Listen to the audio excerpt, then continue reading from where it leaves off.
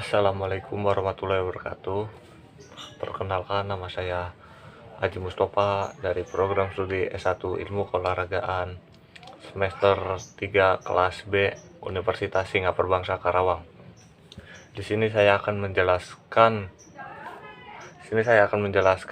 beberapa fungsi pada Microsoft Excel. Yang pertama adalah fungsi dari Note. Nah, fungsi dari Note tersebut pada Microsoft Excel digunakan untuk mengembalikan nilai argumen. Jika logika yang diuji menghasilkan false, maka rumus Note akan menghasilkan nilai true.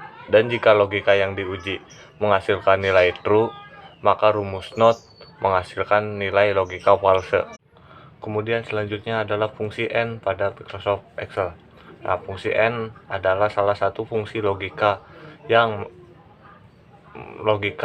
untuk melakukan pengujian majemuk pada Microsoft Excel dengan output true ketika semua nilai pengujian bernilai benar. Output false akan dikeluarkan apabila terdapat pengujian yang bernilai salah. Rumus N menggunakan dasar teori matematika modern. Kemudian selanjutnya adalah fungsi OR pada Microsoft Excel. Fungsi OR adalah salah satu fungsi logika untuk melakukan pengujian majemuk pada Microsoft Excel. Dengan output false ketika semua nilai bernilai salah, output true akan ditampilkan ketika terdapat minimal satu pengujian bernilai benar. Kemudian selanjutnya adalah fungsi if, yaitu fungsi if adalah salah satu fungsi Excel dalam kategori atau kelompok logikal yang sering digunakan untuk melakukan uji logika tertentu pada rumus Microsoft Excel. Rumus Excel if akan menghasilkan sebuah nilai tertentu jika kondisi yang kita tentukan untuk dievaluasi terpenuhi atau true, dan akan menghasilkan nilai lainnya apabila logika atau kondisi itu tidak terpenuhi atau false. Dengan kata lain, fungsi if Excel ini akan melakukan evaluasi terhadap uji logika tertentu, kemudian menghasilkan nilai true dan false. Nilai true adalah nilai di mana kondisi tersebut terpenuhi, dan nilai false adalah nilai untuk kondisi yang tidak terpenuhi. Kemudian selanjutnya adalah fungsi average. Fungsi average adalah salah satu fungsi Microsoft Excel yang digunakan menghitung rata-rata dari sekelompok nilai argumen yang diberikan pada beberapa sel atau range data. Dengan kata lain, fungsi average adalah fungsi dalam Excel yang digunakan untuk menghitung rata-rata dari sekelompok nilai. Pada Microsoft Excel, fungsi average termasuk dalam kategori fungsi statistik. Rumus average pada Excel biasanya digunakan untuk menghitung nilai rata-rata matematika di Excel, seperti menghitung nilai rata-rata rapot untuk penilaian hasil belajar siswa. Selanjutnya adalah fungsi if-n. Fungsi if-n adalah merupakan salah satu fungsi Microsoft Excel yang sering kita gunakan. Dalam kasus-kasus rumus Excel tertentu, fungsi if perlu kita gabungkan bersama fungsi lainnya dengan fungsi OR atau fungsi N. Hal ini kita dibutuhkan untuk memenuhi sebuah kondisi atau kriteria tertentu. Misalnya dalam kasus nilai ujian, seorang anak dinyatakan lulus jika beberapa mapel memenuhi nilai kriteria tertentu. Dan contoh lainnya adalah kasus penerimaan pegawai. Seorang calon pegawai dinyatakan lulus administrasi jika memenuhi beberapa syarat tertentu. Nah, contoh tadi merupakan contoh jika kita menggunakan Excel sebagai aplikasi pengolah datanya. Maka akan lebih mudah jika kita menggunakan rumus gabungan antara if, and, atau if, or. Selanjutnya adalah fungsi rumus VLOOKUP. Fungsi rumus VLOOKUP adalah salah satu fungsi Microsoft Excel yang digunakan untuk mencari data pada kolom pertama sebuah tabel data. Kemudian mengambil nilai dari sel manapun di baris yang sama pada tabel data tersebut. Dengan rumus VLOOKUP pada Microsoft Excel, ini kita dapat mengisi data pada sebuah tabel berdasarkan data referensi lain dengan menggunakan sebuah nilai kunci yang spesifik. Nah, untuk selanjutnya adalah fungsi dari kembaran VLOOKUP, yaitu fungsi HLOOKUP, fungsi HLOOKUP. Fungsi HLOOKUP sebenarnya sama dengan fungsi VLOOKUP, yang membedakan adalah bentuk tabel dan data letak value yang akan dicari. Rumus Excel HLOOKUP merupakan salah satu fungsi Microsoft Excel yang digunakan untuk mencari data pada baris pertama sebuah tabel data, kemudian mengambil nilai dari sel manapun di kolom yang sama pada tabel data tersebut. Jika value yang kita cari dengan fungsi VLOOKUP ada pada kolom pertama sebuah tabel, atau range dan nilai yang dihasilkan ada pada baris yang sama, maka pencarian HLOOKUP ada pada baris pertama sebuah tabel atau range dan hasil yang dikembalikan ada pada kolom pertama. Nah, untuk selanjutnya adalah cara membuat chart pada Microsoft Excel.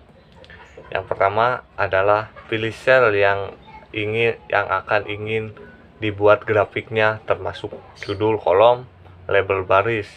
Sel-sel ini akan menjadi sumber data grafik. Dengan contoh seperti yang di bawah.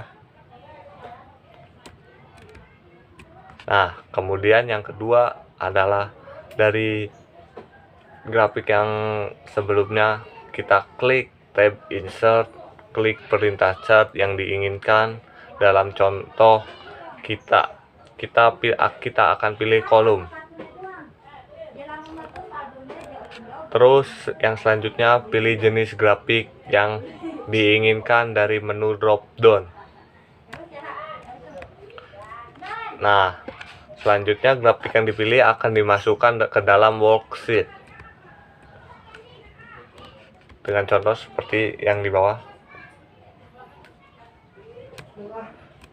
Nah, berikut tadi adalah contoh cara membuat chart pada Microsoft Excel. Ya, tadi kan saya menjelaskan tentang Microsoft Excel, kemudian sekarang saya akan menjelaskan Microsoft Word dan bagaimana cara membuat daftar isi otomatis pada Microsoft Word. Yang jelas, yang pertama atau sebelum masuk ke langkah, kita harus membuat dokumen yang tersusun rapi dan lengkap dengan page numbernya. Sekarang kita tinggal tambahkan salah satu halaman yang keberadaannya cukup penting dalam sebuah buku, makalah, atau skripsi. Halaman tersebut adalah halaman daftar isi, yang nantinya membantu pembaca dalam menemukan pembahasan yang akan atau yang sedang dicari pada buku atau makalah tersebut. Nah, langkah-langkah dari membuat daftar isi adalah sebagai berikut. Yang pertama, 1. Siapkan sebuah dokumen. Tempatkan kursor pada awal halaman dalam dokumen tersebut. Kedua, klik menu insert, terus klik group page, lalu klik pilihan blank page untuk menyisipkan halaman baru hingga tampak kosong, tidak ada sekata atau dua kata, karena itu khusus untuk membuat daftar isi otomatis. Kemudian selanjutnya beri style pada judul dan subjudul pada dokumen tersebut. Contohnya kayak bab 1, bab 2, bab 3. Nah, diberi style heading 1, untuk sub tema diberi style heading 2, dan seterusnya.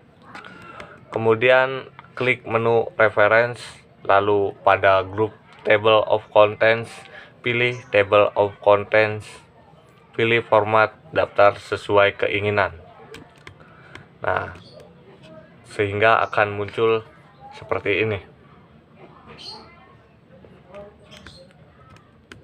Nah, sekian dari saya untuk cara-cara membuat daftar isi otomatis.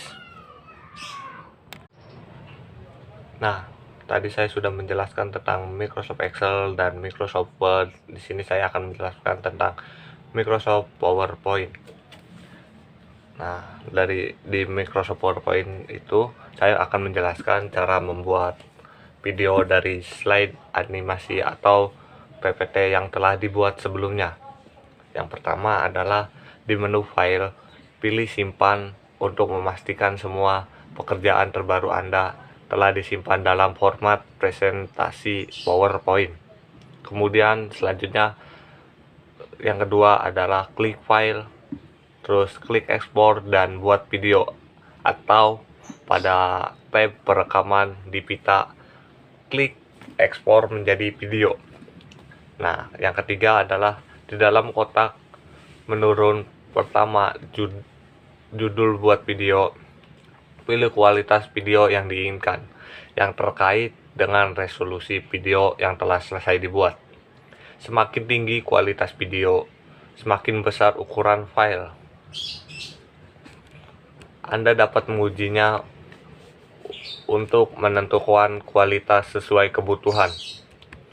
Kemudian selanjutnya yang keempat adalah kotak menurun di bawah buat judul buat video, memberitahu apakah presentasi Anda menyertakan narasi dan pengaturan waktu.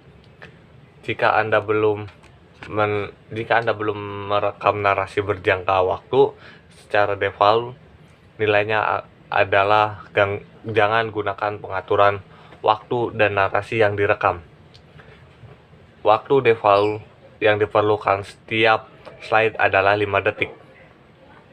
Anda dapat mengubah waktu pengaturan waktu dalam kotak. Detik diperlukan di setiap slide. Di sebelah kanan kotak, klik panah atas untuk menambah durasi. Klik atau klik panah bawah untuk mengurangi durasi. Jika Anda sudah merekam narasi berjangka waktu, secara default nilainya adalah gunakan pengaturan waktu dan narasi yang direkam. Kemudian yang kelima adalah klik buat video. Selanjutnya, dalam kotak nama file, masukkan nama file untuk video tersebut. Cari folder yang akan disimpan file ini lalu klik simpan. Dalam kotak simpan sebagai tipe, pilih video MP4 atau Windows Media Video. Nah, sekian dari saya video tentang cara membuat